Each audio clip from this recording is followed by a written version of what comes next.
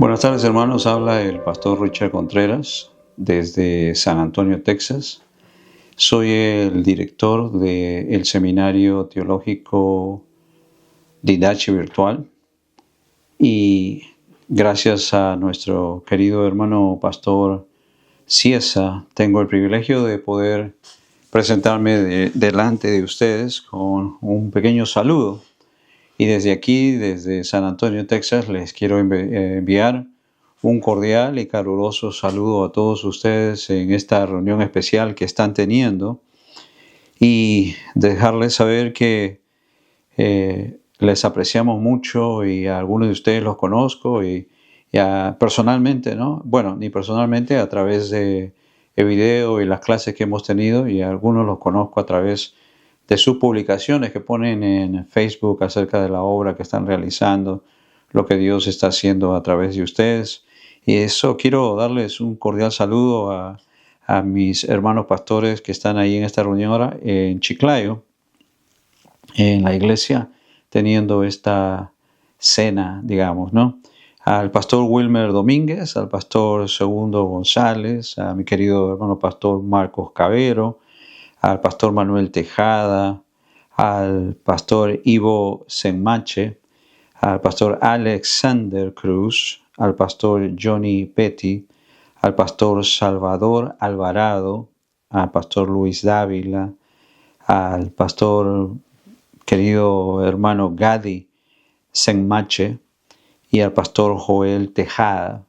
Y por supuesto a sus queridas esposas y a su familia y a las congregaciones que cada uno de ustedes representa. Sé que muchas veces nosotros estamos recuerdo que cuando yo pastoreaba una iglesia en Piura, era imposible a veces sentir que uno se encuentra separado de los demás o a veces hasta solo, ¿no? Es bien difícil para un pastor compartir sus necesidades con otros pastores. Es difícil, les felicito por este compañerismo que están teniendo, es importantísimo. Pero en medio de todo esto, miren, yo acabo de leer los nombres de todos ustedes y los tengo aquí en mi teléfono, que me facilitó los nombres de todos ustedes el pastor, nuestro querido hermano Ciesa. Pero al pensar en esto, al poner el teléfono en mi mano con sus nombres, recuerdo las palabras del profeta Isaías en el capítulo 49. El pueblo de Israel había sido llevado cautivo por Babilonia, habían sido derrotados y la ciudad había sido completamente destruida. Y habían asesinado a muchos de ellos, los habían matado y habían llevado prisioneros a sus príncipes. Entonces, ellos decían entre sí, y el profeta Isaías lo menciona porque Isaías les está tratando de decir, Dios está con ustedes, pero ellos dicen, no, Dios nos ha olvidado. Dios nos ha olvidado, por eso que Dios nos ha abandonado aún más, por eso que nuestra ciudad ha sido destruida y nosotros ahora estamos cautivos por los babilonios. Isaías les vuelve a decir lo que Dios dice, tengo sus nombres escritos en mis manos, los tengo grabados en mis manos. Y como una madre no puede olvidar al hijo que dio a luz, yo tampoco me puedo olvidar de ustedes.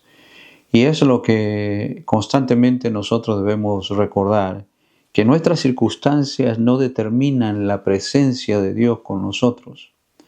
Nuestras circunstancias, las cosas que atravesamos, no determinan si Dios está con nosotros o que Dios está con nosotros. Recuerdo que hablaba con un joven que me decía que él no sentía que Dios estaba con él. Pero déjame decirles que ni siquiera es un sentimiento. Y creo que todo esto ustedes lo saben, ¿no? Dios está diciéndole al pueblo a través de Isaías que a pesar de sus circunstancias Él estaba ahí. Porque una cosa que encontramos en las Escrituras es que Dios no nos ha prometido que no van a haber problemas.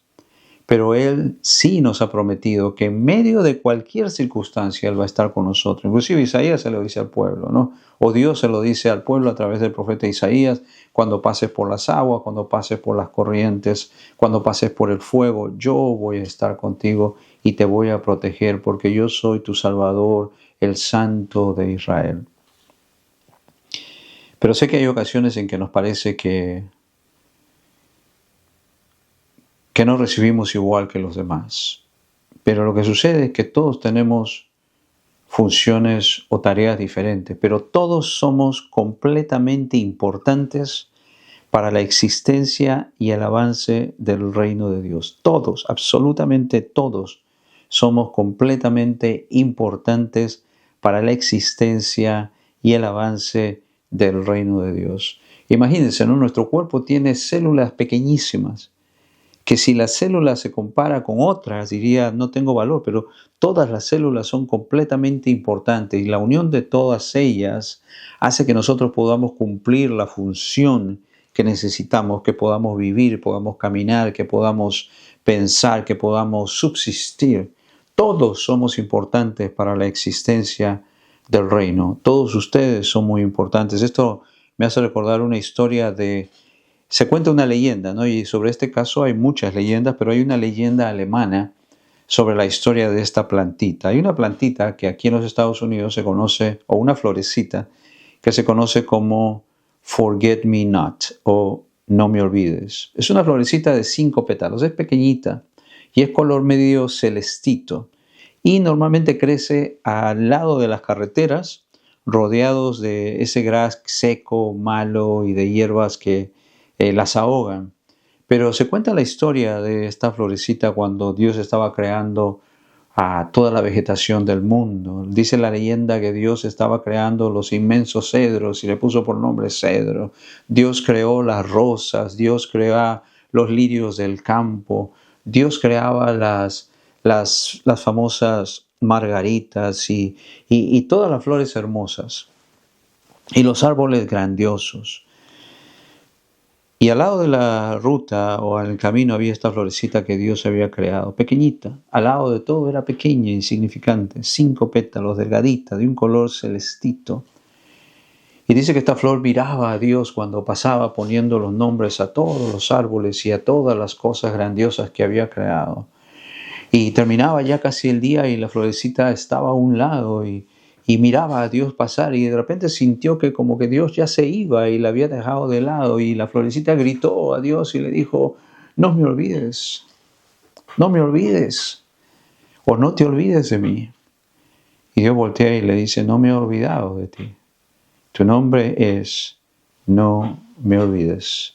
Y esta florecita, ese nombre que tiene, No me olvides, porque es una florecita que crece aparentemente sin valor al lado de la ruta, se ha convertido en una flor que representa la fidelidad del amor eterno. Y cuando una persona, mayormente una persona fallece, le llevan estas flores al cementerio aquí. ¿Por qué? Para hacerles recordar que no van a ser olvidados. Y es lo que Dios quiere que nosotros constantemente recordemos. Y es lo que el diablo constantemente va a estar poniendo delante de nosotros. Que no tenemos el mismo valor, que Dios nos ha olvidado, que no tenemos el mismo valor que los demás. Y muchas veces nos comparamos con otras congregaciones, denominaciones que tienen edificios grandes, que tienen grupos grandes. Pero, hermano, déjame decirte, el trabajo que ustedes hacen es el trabajo más importante. Porque la fidelidad de ustedes es la que sostiene y hace que el reino continúe. Déjame decirle que es fácil avanzar cuando todo va bien y cuando tienes todas las finanzas. Pero la fidelidad en medio de nuestra dificultad es la fidelidad que Dios alaba. Por ejemplo, la viuda, cuando Jesús estaba con los discípulos frente al lugar de donde daban las ofrendas y Jesús le dice a ellos, ¿quién de ellos dio más? Jesús señala a la viuda. Y recuerden que la palabra viuda en el contexto del Nuevo Testamento era una persona indigente, sin hogar, una persona que no tenía ninguna riqueza, personas que había sido separada de la sociedad y la sociedad la había olvidado. Y Jesús la mira y dice, ella es la que ha dado más. ¿Por qué? Porque ella dio todo lo que tenía. Ser fiel en medio de nuestra necesidad es lo que el Señor espera. La Madre Teresa decía, Madre Teresa de Calcuta, muy interesante el ministerio de ella. Ella decía que el dar que Dios aprecia es el dar que duele. en medio de nuestro sacrificio. Porque el dar debe ser eso, un sacrificio a Dios. Y para que sea sacrificio debe doler. Y sabe una cosa, para muchas veces quedarse donde nosotros estamos, en las iglesias, en los pueblos, en los vecindarios, en las circunstancias, enfrentando las dificultades que enfrentamos, hay que hacerlo por amor, pero es nuestro sacrificio racional. Lo he entendido, Señor, y lo acepto. Lo que Jesús dijo al estar en el huerto cuando oraba: hágase tu voluntad y no lo que yo quiero.